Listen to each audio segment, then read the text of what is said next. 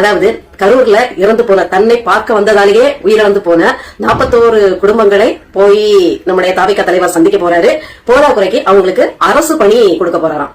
அதாவது அந்த கரூர்ல இறந்து போனவங்க தாவேகா எனும் தலைவரை பார்க்க வந்தவங்க அதற்கு முன் சினிமா துறையில தனக்கு பிடித்தமான நடிகராய் அவர் திகழ்ந்ததால அவரை நடிக பிம்பத்துல அவரை பார்க்க ஓடோடி வந்தவங்க. எந்த தியாகத்தையும் பண்ண ஒரு தியாக சம்பளம் எல்லாம் பார்க்க வரல.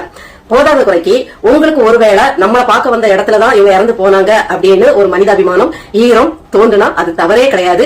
தாராளமா அந்த குடும்பத்துக்கு நீங்க வானளாவிய உதவி செய்ய வேண்டிய கடமை பட்டிருக்கீங்க. அப்ப நீங்க என்ன செய்யணும்னா உங்க கட்சி நிதியிலிருந்து ஏதாவது எடுத்து கொடுக்கணும். இல்ல உங்க கட்சியில பெரிய பெரிய பொறுப்புகள்ல அந்த 42 குடும்பத்துல இருந்து 42 பேரை தேர்ந்தெடுத்து பதவிகளை கொடுத்து நீங்க அழகு பார்க்கணும். நடிச்சு சம்பாதிச்சதா அபிடவிட்லயே தாக்கல் பண்ணிருக்கீங்களே 600 கோடிக்கு மேல, அந்த 600 கோடியில பாகமா பிரிச்சு அவங்களுக்கு அவங்க கணக்குல வங்கி கணக்குல செலுத்தி அவங்க ஒரு செலவுக்கான அவர்களுக்கான ஓரளவுக்கு குடும்பத்தை நடத்துவதற்கான செலவுக்கு நீங்க அதை ஏற்பாடு பண்ணிருக்கலாம். நீங்க இந்த 42 குடும்பங்களுக்கு எது செய்யணும்னு நினைச்சாலும் தாவேகா கட்சி சார்ந்து செய்யணும். இல்ல நீங்க நடிச்சு சம்பாதிச்சா உங்க சொந்த பணத்துல செய்யணுமே தவிர ஊரா வீட்டு நெய்யில திரும்ப திரும்ப லெட்டு செஞ்சு உருட்டி கொடுக்க கூடாது அப்படிங்கறத நாம தெளிவாவும் ஆணித்தரமாவும் இதுல சொல்லிக்கிறோம்.